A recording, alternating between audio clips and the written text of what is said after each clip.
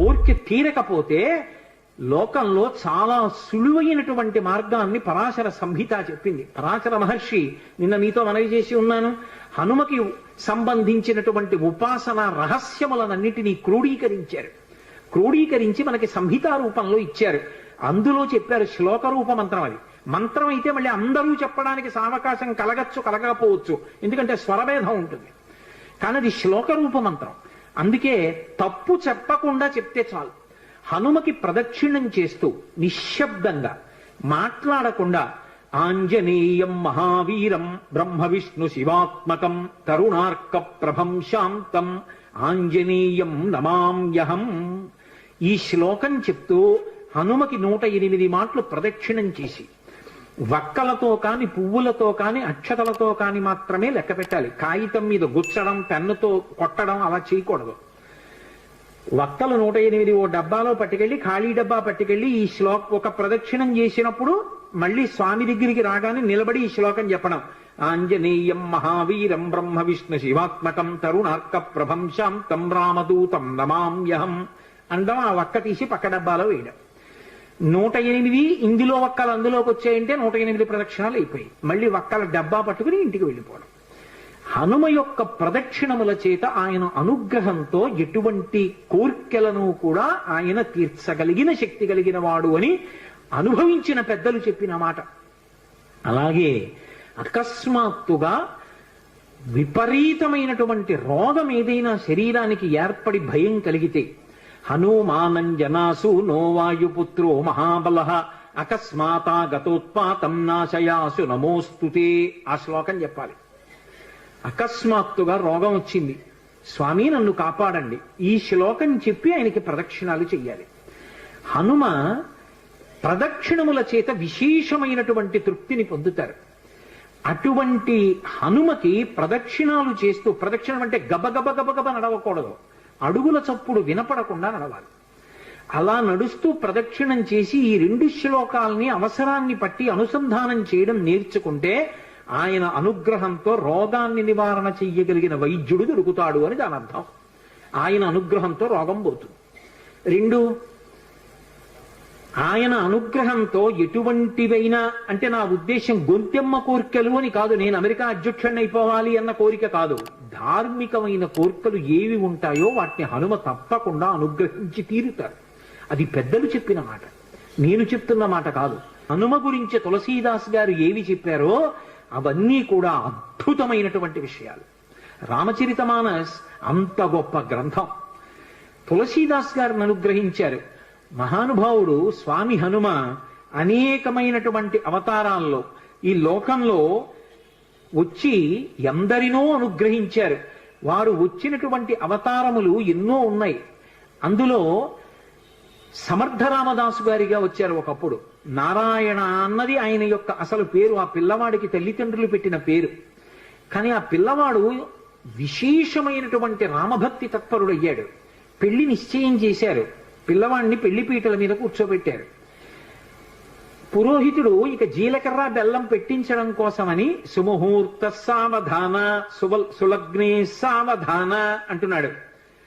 పెళ్లి కొడుక్కి ఇంకోలా వినపడింది, సావధాన సావధాన. ఇలాగే అందరూ గృహస్థాశ్రమంలోకి వెళ్ళిపోతున్నారు, లంపటంలోకి వెళ్ళిపోతున్నావు, ఇక నిన్ను నువ్వు ఉద్ధరించుకోలేవు, నా మాట విను, ఇప్పటికైనా మించిపోయింది లేదు, ఇంకా సుముహూర్తం రాలేదు, తొందరపడు అన్నట్టుగా వినపడింది. సావధాన సావధాన అన్నది జాగ్రత్త పడు అన్నట్టు వినపడింది ఆ నారాయణ అన్న పిల్లవాడికి. అంతే హనుమ యొక్క అనుగ్రహం ఆవేశించింది. హనుమదవతారం అంటారు సమర్థ రామదాస్ గారు. ఒక్కసారి పెళ్లి మంటపంలోంచి 10 దూకులు దూకి వెళ్ళిపోయారు. వెళ్ళిపోయి గోదావరిలో దూకేశారు. దూకేసి గోదావరి నదినంతటినీ కూడా ఈది ఆవలిగొడ్డుకు వెళ్ళిపోయి 10 రోజులు ఆగకుండా నడిచి వెళ్ళిపోయారు అరణ్యంలో. వెళ్ళిపోయి గోదావరి నందిని అనేటటువంటి 2 నదుల యొక్క సంగమ స్థానంలో కూర్చుని నిరంతర రామధ్యానం చేస్తుండేవారు.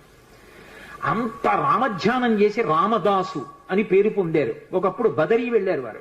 బదరీ వెళ్ళి ఆనాడు దేశంలో ఉన్నటువంటి అధార్మికమైన విషయాలు చూసి వ్యగ్రత చెంది ఒక జలకూపమునందు శరీర పరిత్యాగం చేస్తానని నిర్ణయించుకున్నారు. రామచంద్రమూర్తి ప్రత్యక్షమయ్యారు. నీ వలన ధర్మం నిలబడాలి, నువ్వు శరీర పరిత్యాగం చేస్తే ఎలా?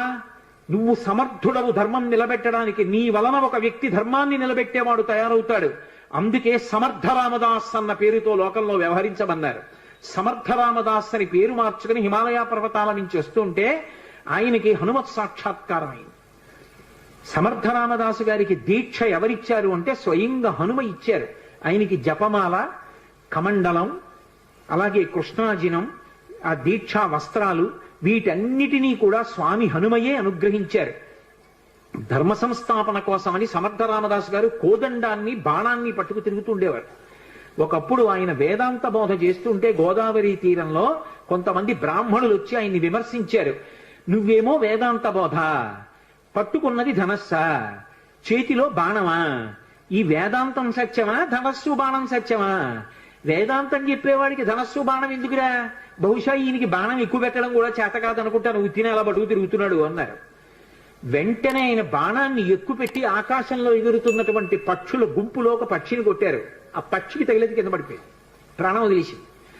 మళ్ళీ వెంటనే ఈ బ్రాహ్మణులు అందరూ అన్నారు, కట్టుకున్నవి దీక్షావస్త్రాలు, పక్షిని కొట్టాడు ఏ కారణం లేకుండా, ఇటువంటి వాడికి వేదాంత బోధ చేసే అధికారం ఎక్కడుందన్నారు.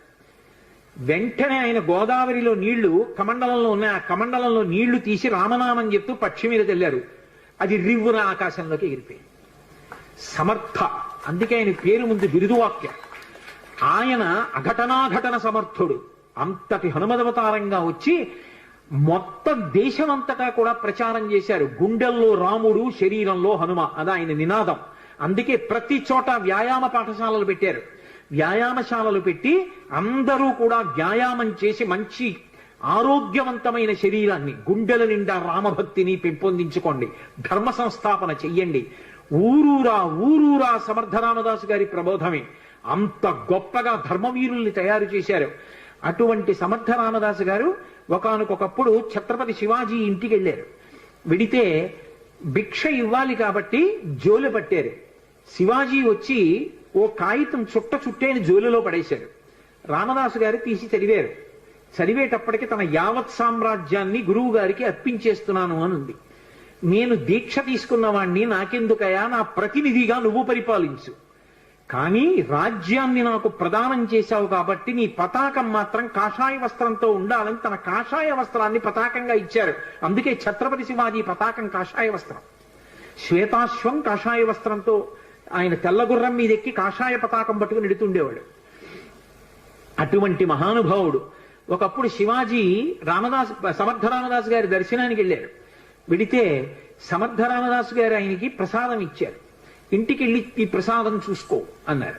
ఇంటికి వెళ్ళి విప్పారు.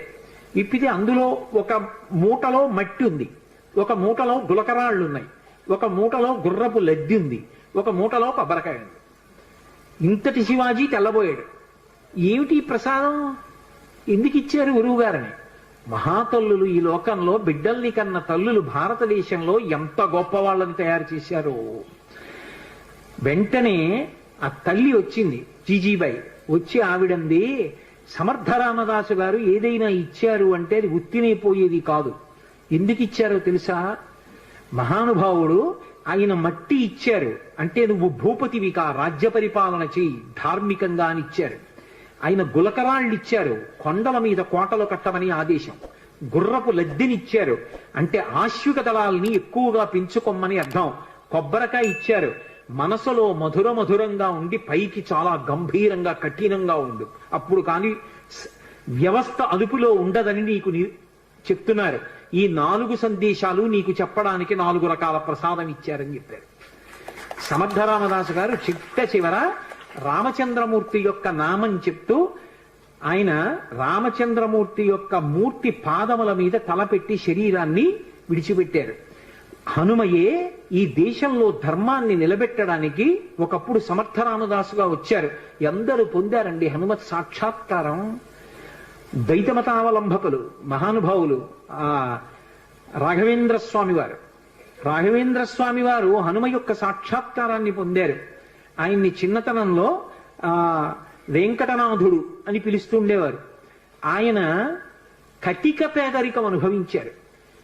శిష్యులందరికీ కూడా వేదాంత పాఠం చెప్పి దొరికినదేదో అది తినేవారు. ఆయన చరిత్ర గురించి చెప్తూ కొన్ని అద్భుతమైన విషయాలు చెప్తారు. వారి భార్య గారికిట ఒక్కటే చీర ఉండేదిట. ఆ చీర సగభాగం కట్టుకునేవారట, సగభాగం తడిపి ఆరేసేవారట.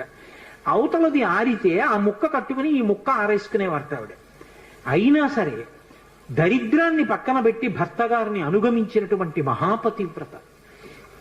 అటువంటి తల్లి, ఒక్కగానొక్క కొడుకు, శిష్యులకి వేదాంత పాఠం చెప్పి దొరికితే తిండం, లేకపోతే ఉపవాసం. అటువంటి వారు ఒకసారి ఒక చోటికి శుభకార్యానికి వెడితే ఆయన్ని పిలిచి గంధం తీయమన్నారు వచ్చిన అతిథులందరికీ గంధం పెట్టడానికి. సూక్త పఠనము అని ఒక మాట ఉంది లోకంలో. పరమభక్తితో సూక్తాన్ని పఠిస్తే సూక్తాధిదేవత అనుగ్రహిస్తుంది. ఆయన అగ్ని సూక్తం చదువుతూ గంధం తీశారు. తీస్తే ఆ గంధం అందరూ బొట్టు పెట్టుకున్నారు. ఒళ్ళు మంటలు వచ్చేసింది వచ్చిన అతిథులకి. ఎక్కడది ఈ గంధం, ఎందుకు ఇలా మంటలు వచ్చిందని అడిగారు. ఆ యజమాని అడిగాడు రాఘవేంద్ర స్వామిని, ఎందుకు ఇలా మంటలు వస్తున్నప్పటికి ఇంకా వెంకటనాథుడు ఆయన పేరు, ఎందుకు ఇలా మంటలు వచ్చిందని అడిగారు. నేను అగ్ని సూక్త పఠనం చేస్తూ ఈ గంధం తీశాను అన్నారు. ఏమిటి, అగ్ని సూక్తం చదువుతూ నువ్వు గంధం తీస్తే ఒళ్ళు మంటలు వచ్చిందా? నువ్వు వరుణ సూక్తం చదివితే చల్లబడుతుందా అన్నారు. చల్లబడుతుందన్నారు. ఏది వరుణ సూక్తంతో తీయన్నారు. ఆయన వరుణ సూక్తం చదువుతూ గంధం తీశారు. ఆ గంధం పెట్టుకుంటే అందరికీ ఒళ్ళు చల్లగా అయిపోయింది. అంతటి మహానుభావుడు సుధీంద్ర స్వాముల వారిని వారి గురువు గారి ఆజ్ఞ మేరకి అకస్మాత్తుగా వారు సన్యాసాశ్రమం తీసుకుని రాఘవేంద్రుడు అన్న పేరుతో ఆ ద్వైత మఠాధిపతులు అయ్యారు. వారు మన ఆంధ్రదేశంలో మంత్రాలయం దగ్గరే హనుమ గురించి జపం చేస్తే పంచముఖాలతో ఆంజనేయ స్వామి ఆయనకి ప్రత్యక్షం అయ్యారు. పంచముఖ ఆంజనేయ స్వామిని ఉపాసన చేసిన మహాపురుషుడు, ప్రహ్లాదుడి యొక్క అంశలో వచ్చాడు అంటారు రాఘవేంద్ర స్వామి. ఎంతమంది హనుమత్ సాక్షాత్కారం పొందారండి, అంతటి మహానుభావుడు. అటువంటి హనుమ లోకంలో ఎవరికి ఏది ఇవ్వలేనిదన్నది లేదు. ఆయన ఎవరికి ఏ కోరిక ఉండనివ్వండి, కోరిక ఉండకుండా ఉండడం అన్నది సాధ్యం కాదు. కోరిక ఉంటుంది కానీ అది ధార్మికమై ఉండాలి. ధార్మికమైన కోరిక అయి ఉండి కోరిక కానిది. ఆ మాట మీరు బాగా అర్థం చేసుకోవాలి. నాకు పెళ్ళవ్వాలి అని ఒక పురుషుడో స్త్రీయో అనుకున్నారనుకోండి, తప్పు కాదు, ఎందుకంటే పెళ్లి చేసుకోవాలి. నాకు కొడుకు పుట్టాలి, కూతురు పుట్టాలి, అది తప్పు కాదు, ఆ కోరిక ఉండాలి. నేను ఒకళ్ళ దగ్గర చెయ్యి చాపకుండా అన్నం తినాలి, తప్పు కాదు, అన్నం తినాలి. అలాగే నేను అనాయాసంగా శరీరం విడిచిపెట్టేయాలి, తప్పు కాదు, ఆ కోరిక ఉండాలి మనిషికి. ఏ కోరికలు ఉండి తీరాలో అవి పండితే నువ్వు పండుతావో అటువంటి కోరిక కోరి కూడా కోరని వాడే అవుతాడు.